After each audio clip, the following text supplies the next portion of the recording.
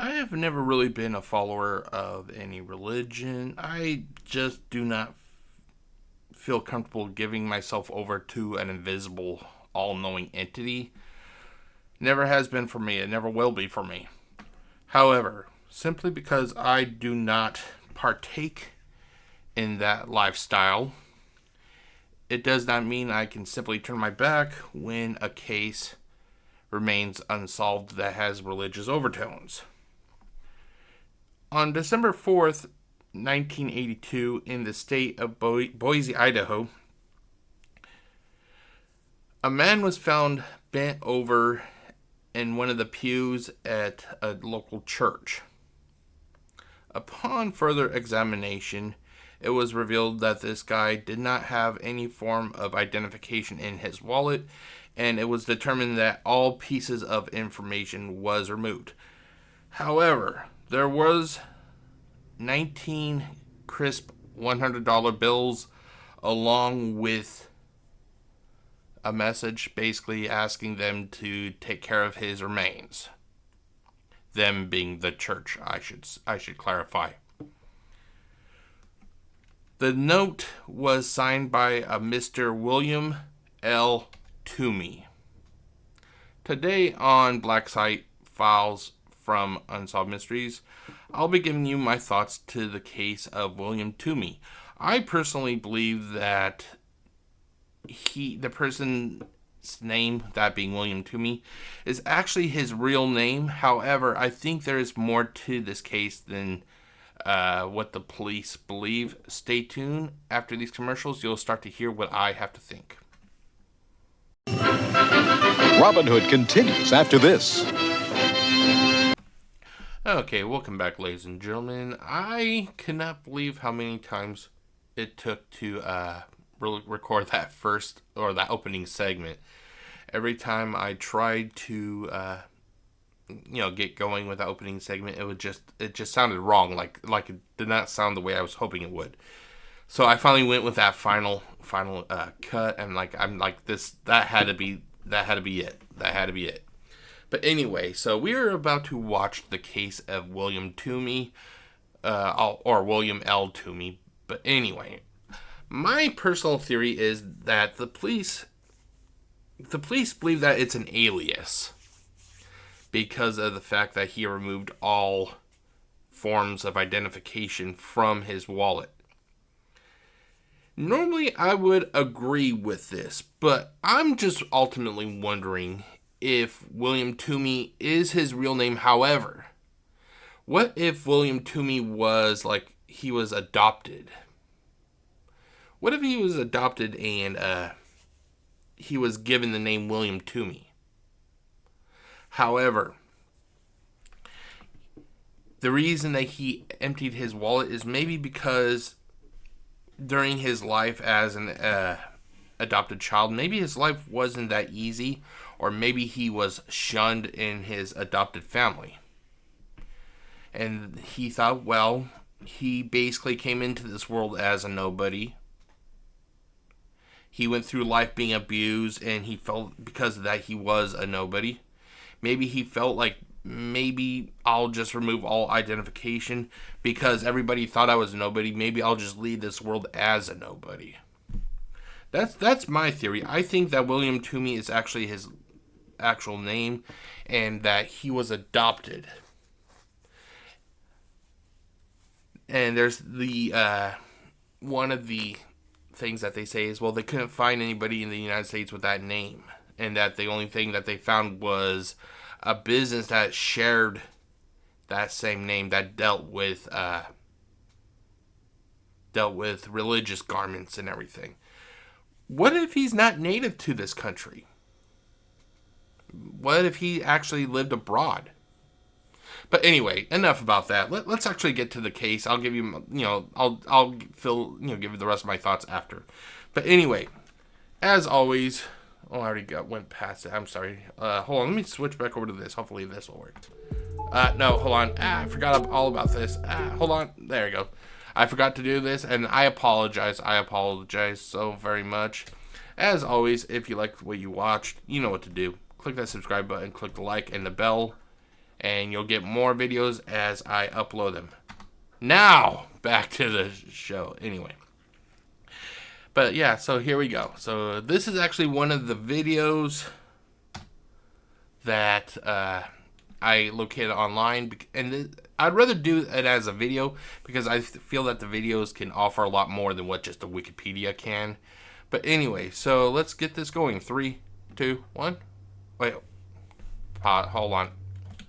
Okay, I forgot to actually get my earbuds in. If I was to press play, you would have been just hearing like a whole bunch of noise and everything with my headphone, with my microphone and everything. So now let's continue. So 3, 2, 1. On December 28th, 1982. Okay, I want to go on record and say that the sporadic interruptions in the video itself, that's due to whoever recorded it and then uploaded it. Everything, all the graphical issues and audio issues, that's not on my end. It was actually the way it was when it was uploaded. I'm guessing it could be that it was the VHS tape could have been degraded. Is that the right word? Degraded? Or however you want to pronounce it. Anyway. With 300 members of the Sacred Heart Church in Boise, Idaho, gathered together and paid their final respects to a man who had died in their church 3 weeks earlier.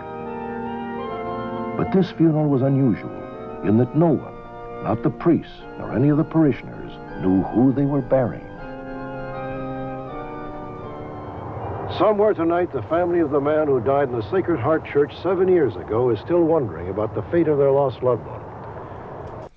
Okay, and this kind of goes back to what I was originally saying. If he, number one, if he lived abroad, maybe and he was known for traveling, his parents may not know that he even passed away. There are numerous cases that has been covered in Unsolved Mysteries where a loved one who went missing was known for basically kind of roaming the world, basically. It could be an issue with that, or, like I said in the very beginning, if William L. Toomey is his legitimate name, he could have been adopted or somewhere else, not in the United States, treated poorly, very poorly by his family, and then basically when he died, the family didn't care. That could also be a reason why he, why nobody's come forward to claim his remains, basically. But authorities are no closer to identifying the man than they were the day his body was discovered. In the late afternoon of December 4th, 1982, members of the Sacred Heart Church began to arrive for that evening's 6 o'clock Mass. Leo Lieburn, Sacred Heart's head usher, and his elderly mother, Grace, were among the first parishioners to arrive. I let my mother walk down the aisle, and about 6 rows down, and she stopped.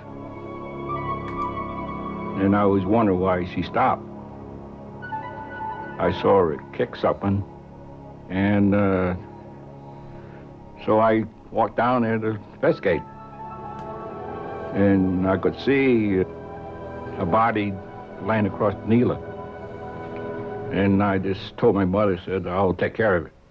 Moments later, Virginia Almquist, a registered nurse, arrived at the church, and Leo told her that a man had collapsed in one of the pews. I thought someone must be ill or fainted or something. So what kind of had me kind of curious was, here, let's actually go back a few. Let's see here. Back to when they first found him. Okay, there's this. It seems that there were already people. Here, let me. Okay, let's see here. And okay, hold on. about 6 rows down, and she stopped. Okay, so this is what I was referring to right here. When they first, there were already people who were there's some people who was already in the church. Now I understand that this is a reenactment, and then they show a lady who is sitting further away, but looks like she is within line view of William's body. Now I'm not sure if you could actually see William, but from the height of where the lady's head is. Let's see here. Oh, you can't see her. Let me see. Hold on one second. Let me activate the capture cursor. There we go. Okay, so the lady is sitting right here in the video, as you see.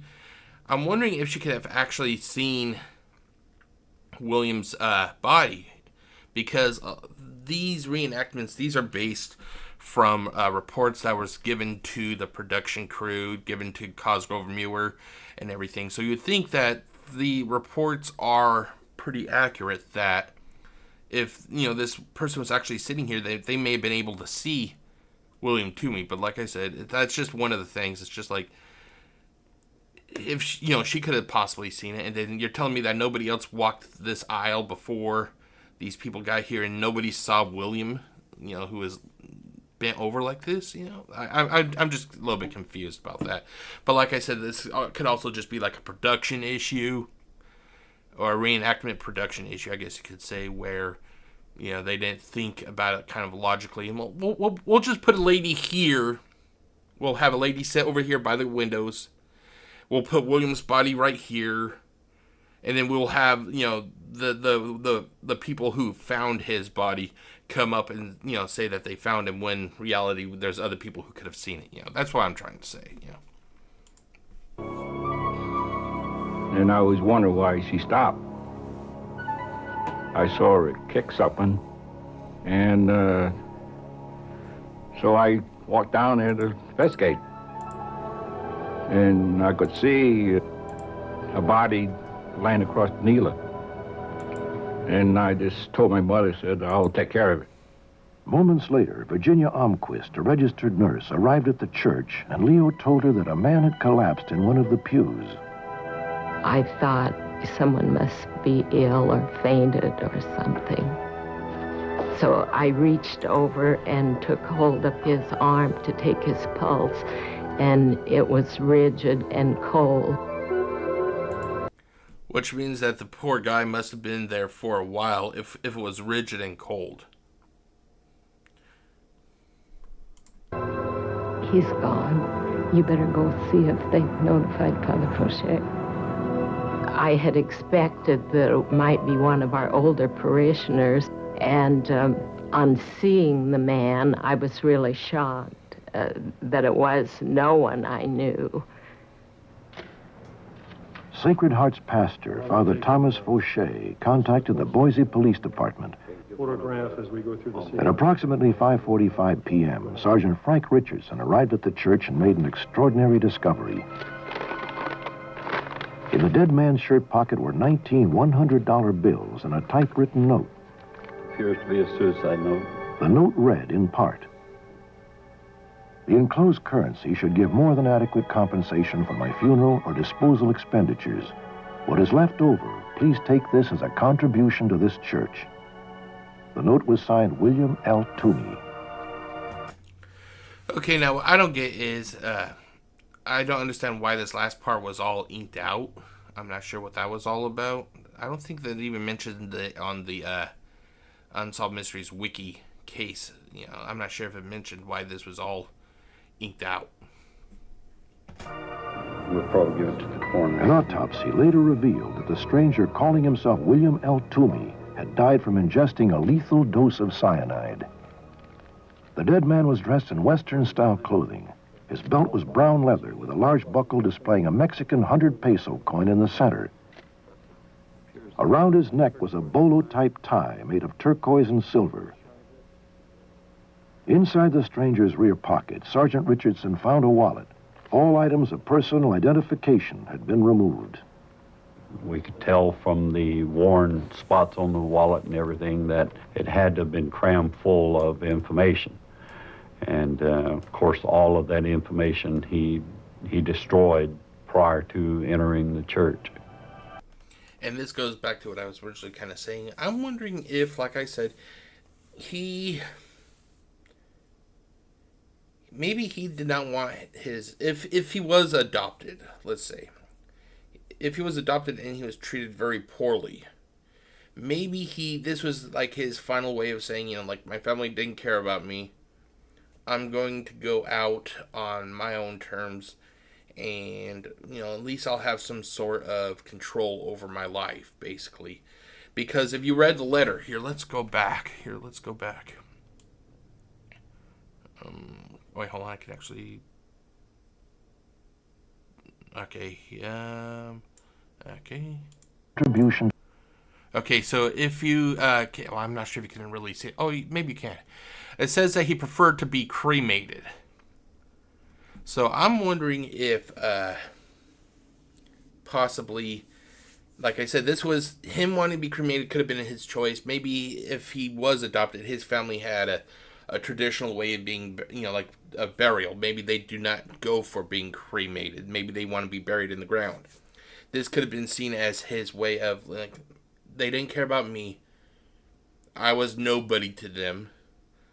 I'm going to, when I die, which is going to be soon, this is how I want to die, or how I want to be disposed of, basically. And like I said, he probably got rid of all that information from his wallet because it would lead back to his adopted family. Maybe he had pictures, because they said that he had a lot of stuff in his wallet, it looked like. Maybe he had pictures of a family that he loved, but they did not love him, which is kind of sad, But yeah, that's what I think. I don't know how easy it is to get cyanide. I'm pretty sure that it's not that easy at all. And maybe they were indicating that this was around the time of the holidays. They will actually mention it towards the end of this case that sounds like this was around the time of the holidays. Maybe he tried very hard to get his family's approval, and they just viewed him as an outsider, and no matter how hard this guy would try, they were never going to accept him just because of the fact that he was adopted. But that's my theory. Like, if he was adopted and the family did not love him, that's why he ended up doing what he did. Like, he took out all the information. Regarding, like, say if he was actually loved, but he was living abroad, like his family did not live in the United States. I honestly cannot understand why he emptied his wallet then, and why he chose, this outcome. But something must have happened. I'm still leaning with the idea that basically it could be that, his family just did not. He was adopted, and possibly his adopted family did not love him. There was a case, and the reason I'm kind of cutting over to this is that there was a case on Unsolved Mysteries a long time ago. Well, everything's a long time ago. There was a case of a boy who was adopted, and his family just treated him very poorly. And I think they ended up making him sleep in the barn. And basically they adopted this kid just because they wanted him to help work on the farm, basically. They didn't care about him. And then basically he ended up running away from home, and he ended up actually going to school, getting an education, and I'm guessing it was like somebody in the social care system told him that if he graduated from school, that his birth parents were actually going to be there and be there to see him graduate. So it isn't unheard of that adoptive parents treat the children that they adopt, treat them very poorly. So I'm wondering if that's what happened with William Toomey here. To this church. The note was signed William L. Toomey. We'll probably give it to the coroner. An autopsy later revealed that the stranger calling himself William L. Toomey had died from ingesting a lethal dose of cyanide. The dead man was dressed in Western-style clothing. His belt was brown leather with a large buckle displaying a Mexican 100-peso coin in the center. Around his neck was a bolo-type tie made of turquoise and silver. Inside the stranger's rear pocket, Sergeant Richardson found a wallet. All items of personal identification had been removed. We could tell from... Now, just because I gave you my theory about, the fact that he could have been adopted and treated poorly, that's just my theory. For all we know, there could be something more ominous, but I'm trying to think most logically about this, and that be that he could have been, adopted and mistreated. But there's always going to be other ideas. He could have been a criminal for all we know. But I just want to try to hold out hope that this guy was actually a nice guy and that he just got dealt a bad hand. The worn spots on the wallet and everything, that it had to have been crammed full of information. And of course, all of that information he destroyed prior to entering the church. Police are unable to match anyone reported missing in the United States or Canada with the name William Toomey. However, they did locate a business in Boston, Massachusetts with this name. Curiously, it manufactures ceremonial garments worn by priests, but authorities have found absolutely no connection between that business and the dead man. We suspect that is a false name that he used after, completely devoiding his billfold of every form of identification and everything. Certainly he wouldn't sign his own name to us. And this is where I kind of disagree. I understand why he's saying this, but I also disagree. Like I said, if he was adopted and he literally felt like nobody cared for him, why let the people who, even though he may have loved them, if they treated him poorly, why let them know that he ultimately passed away? Because maybe maybe he thought that if he let people know, let his family, if he left evidence of who his family was, and that they reached out to his family, maybe William was afraid that they would once again just be ashamed of him or something. Like, oh, figures, that useless adopted kid of ours, he ended up committing suicide. We always knew he was a loser, something like that.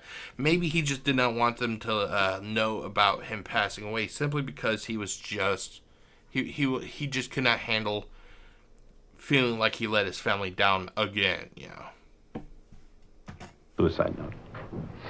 My own theory is that somewhere in his background was a good Catholic background. Something had happened in his life somewhere. He had decided he was going to take his own life, but wanted to come and do it in a fashion that somehow or another made his peace with God, and also took him away from his own family having to deal with him. Ultimately, what makes me wonder is, what can make a person, what could be so bad, that would make a person want to commit suicide like this? That's one thing that I can never figure out. But like I said, maybe my answer is the correct answer. Maybe he just, he was adopted, and he just his family could not find worth in him, And ultimately, that'd be very sad for me, if I was, if I was an adult back at that time, and God forbid, for some reason I was in church, or that church, I should say, I would, and I saw this guy, I would try to strike up a conversation, because maybe he was giving off signs or something that he was getting ready to commit suicide, which, if possible, I would prefer to try and save this guy from ending his life, because there is always hope out there. He may not have been loved by his family, but I'm pretty sure that he left a positive impact on somebody. I refuse to believe that we go through this entire life of ours and we don't have one positive impact on somebody. I refuse to believe that. And he knew that if he came to a church, he would be taken care of.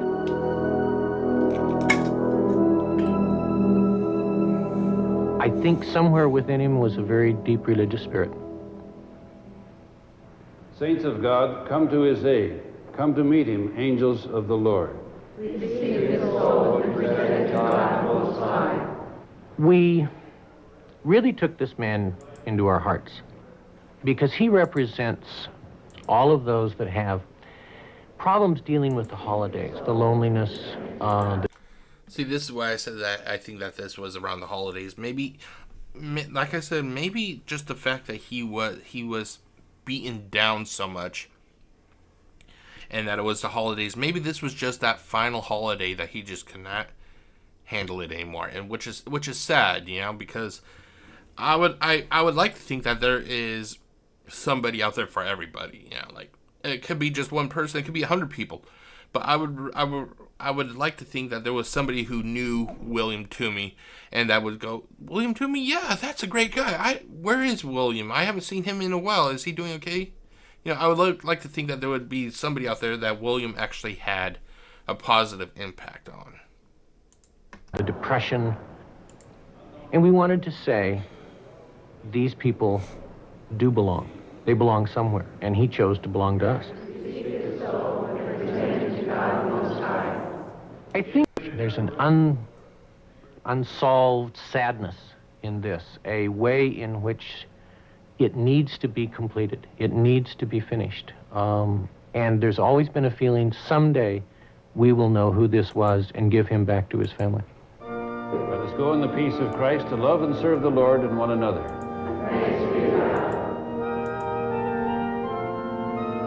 Today, members of the Sacred Heart Church still wonder who it was they buried on that cold winter day over 7 years ago. In his memory, they have added the words "unknown wanderer" to a plaque at the entrance of their prayer garden. And it's their hope that someday they will learn the name of the man they never knew. At the time of his death, the unidentified man was between 35 and 45 years old, weighed 175 pounds, and was 6 feet tall. Because he was extremely tanned, had sun-bleached hair, and was dressed in Western-style clothes, authorities believe that the stranger may have been from somewhere in the southwestern part of the United States. He also appeared to have an athlete's build and may have been a swimmer. If you have any information that can help identify this man and end his family's anguish, please contact the Ada County Coroner's Office, the Sacred Heart Church, or the Police Department, all in Boise, Idaho, or call your local law enforcement agency. Okay. Wait, hold on. Sorry about that. I actually had it on repeat. Sorry about that. Okay, so that was the video for the William Toomey case. It's a sad case, like the fact that somebody went through their life possibly just thinking that nobody cared about them. Like that has to be a pretty bad way to feel.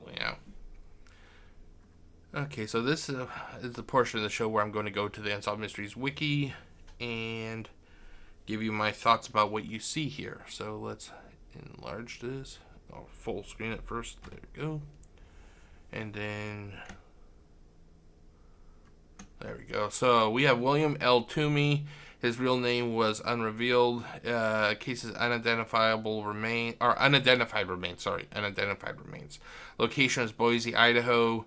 And the date was December the 4th, 1982. I just turned 1 year old, roughly, when this happened. Okay, we already know the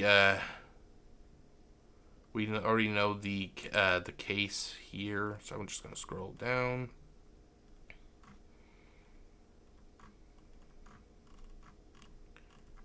Okay, so extra notes. This case first aired on the March 21st, 1990 episode.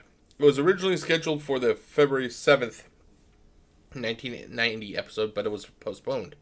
It was submitted to the show by a Sacred Heart's Catholic Church parishioner.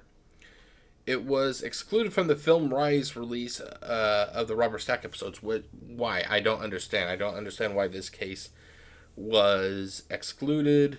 I can understand if they excluded the case, maybe if the case was solved. But the fact is that this case hasn't been solved, and you would think that they would want these cases to be solved. So why would they exclude this from the Film Rise collection? It was featured on the Trail Went Cold podcast. The book Murder and Mayhem in Boise. Murder and Mayhem in Boise includes a chapter about it. There was some speculation that the man was connected to the Tylenol murders, a series of poisonings of Tylenol bottles that left 7 people dead in Chicago. The bottles were all poisoned with cyanide, which was the same poison the man used to commit suicide. The murders took place 2 months before the man's death. However, no evidence has been found to link the two cases. Hold on, let me go back here. It's connected to the murders. It's connected to the Tylenol murders. Okay, because I originally thought that it said that they thought he was the one that was doing the poisonings, and maybe that could be it. Maybe he had a headache or something, and he he took a Tylenol and it was laced with cyanide. But then again, that doesn't really explain why he had the $1,900 plus an empty wallet. If he was just there and he took a Tylenol for a headache, why would he have a suicide note along with an empty wallet? So I think that was just, I think this is just coincidence, basically. Some sources state that the man was found on December 3rd and buried on December 20th. Let's see here. Okay, so here, let's actually zoom out a little bit. There we go. Okay, so, see here. How long is... Wow. This is actually a little bit of a lengthy read. Okay, so I'm going to read it. Results. Unsolved. Investigators looked into the possibility that the unidentified man may have been connected to the murders of 2 priests in the Southwest during the early 1980s. On December 21st of 1981, 49-year-old Father Patrick Ryan was found naked, bound, and beaten to death in a motel in Onessa, Texas. On November 10th, 1982, 54-year-old Father Benjamin Carrier was found naked, bound, and asphyxiated in a motel room in Yuma, Arizona. Well, that's kind of odd. Now, I don't recall ever hearing about these cases, but there's actually a couple other cases that were covered on Unsolved Mysteries with murdered priests. Hold on, let me actually... Oh, it's not. Okay, there goes. And they're going to be talking about that pretty quickly here. See, scroll down. James Reyes later drunkenly confessed to Father Ryan's murder. He was convicted and sentenced to 38 years in prison. However, no physical evidence found at the crime scene matched him, and he had time-stamped receipts that showed it was virtually impossible for him to commit the murders. In 2003, he was paroled, and he continues to maintain his innocence. Why was it that if there was the evidence to show that basically he could not have done it, why was he in prison for so long? You would think that with that kind of evidence that they would have been like, okay, cut him loose, like this guy clearly did not do it. Why wait all this time to finally cut him loose in 2003? Sergeant Richardson was the first to connect the murders and the unidentified man after seeing Reyes' story on A Current Affair. He believes the man had intimate connections with the Catholic Church. He notes that the man's tan and clothing indicate that he was from the Southwest, where the murders occurred. The belt, in particular, had traced to Arizona, where Father Carrier was murdered. Father Carrier's murder also occurred just weeks before the man's death. It had also been theorized that the man was a priest who often moved through the country. How many times? To me, that sounds kind of coincidental. Well, there was Jeff. He lived in this apartment building just 3 weeks before a person in the apartment building was killed. Well, Jeff moved 3 weeks before this person was killed. Oh, maybe he's a suspect. I think that's just too coincidental, if you ask me. Let's take a quick drink.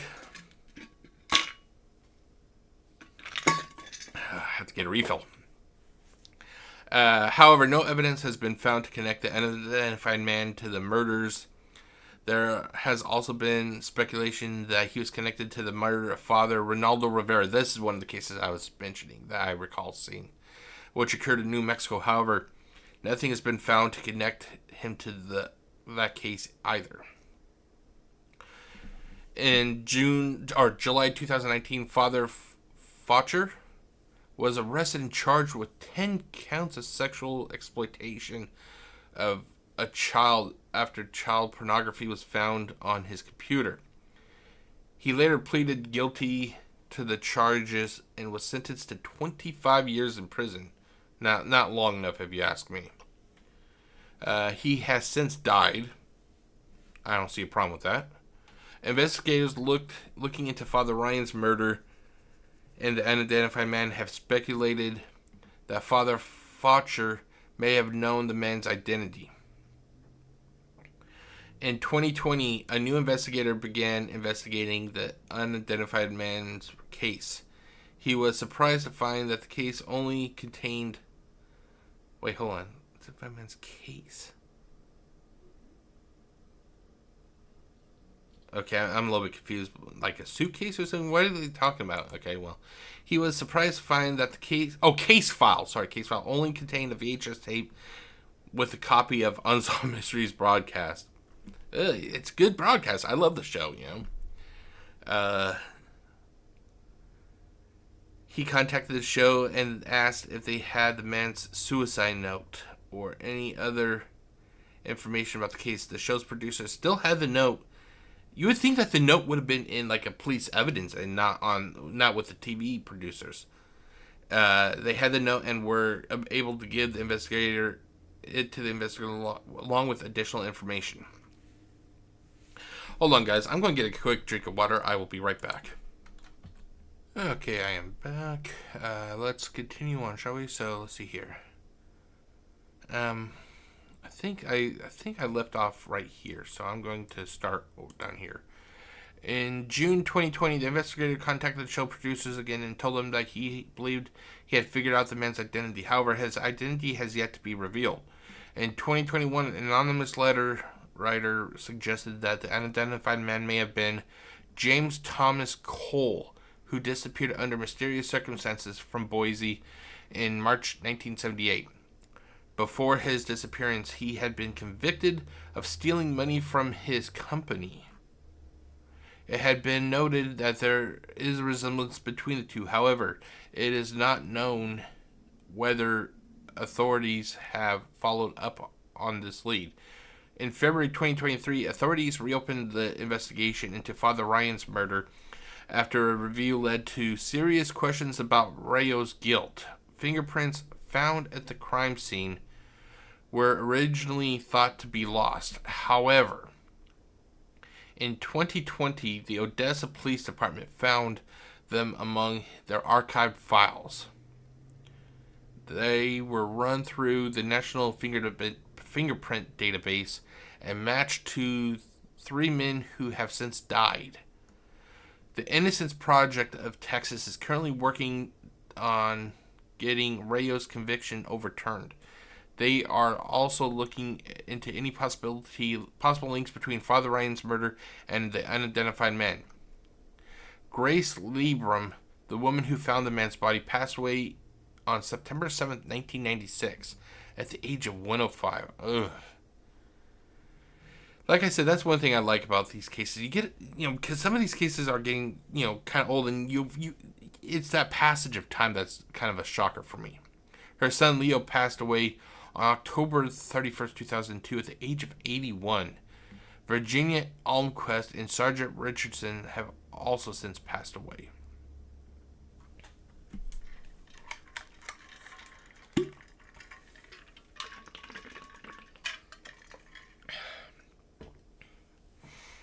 Okay, so we actually have a couple things here to take a look at. So I'm going to close that out.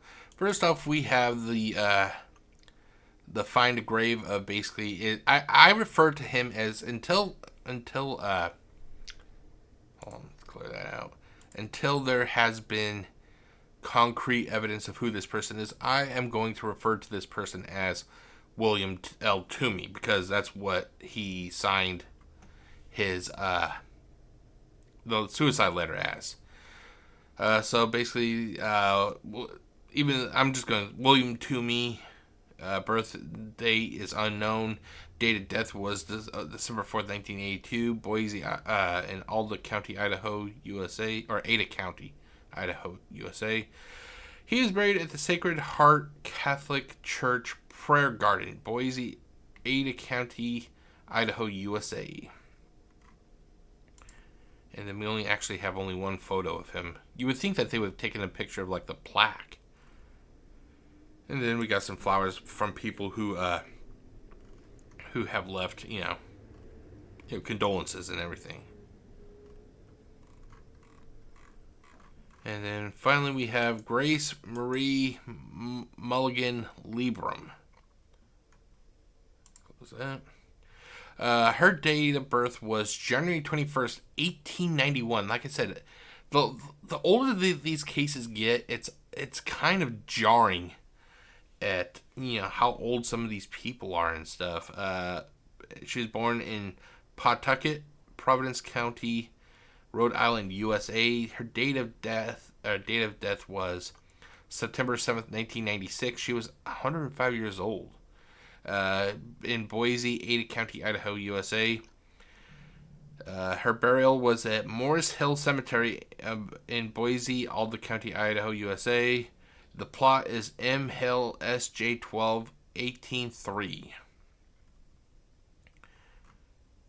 Let's see here.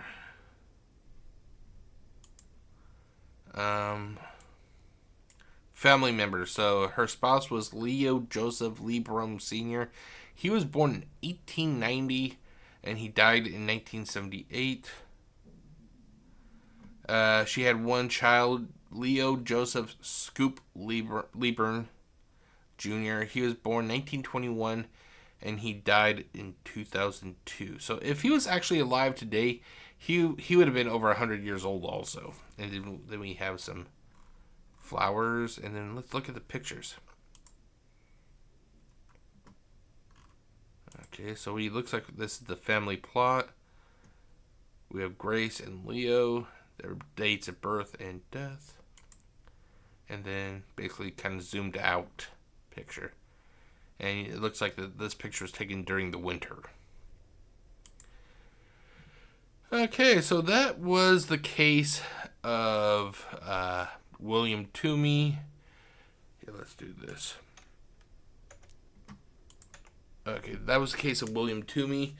I honestly, this is one of the cases that always catches my eye when it stays with me. And when I, think about Unsolved Mysteries, this is one of the cases that I kind of constantly go back to. And every now and then I will go to the wiki to see if there's been any updates. Sadly, there hasn't been any yet. But that is it. So I will be right back with my final thoughts. Clean it twice or cinch it once. I don't mind cleaning, but I hate cleaning twice. First spray cleaner to cut grease, then go back with glass cleaner to get the streaks the spray left.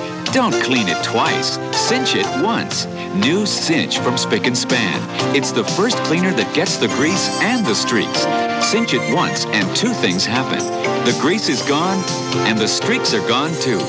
Glass cleaner can't always get the grease, and spray cleaners can leave streaks. Either way, you'd have to clean twice, but New Cinch gets it right the first time. Leaves no grease, leaves no streaks. New Cinch from Spick and Span. Don't clean it twice, cinch it once. Okay, welcome back. This is the time of the final thoughts where I give you basically like it said, it's my final thoughts. Honestly, I do hope that one day that this case gets solved. There should never be a case that remains unsolved. However, with the players in this case, that they are passing away, I hate to say that I think the longer this goes, the harder it'll be to finally solve. Do I think that this guy had a criminal background? No.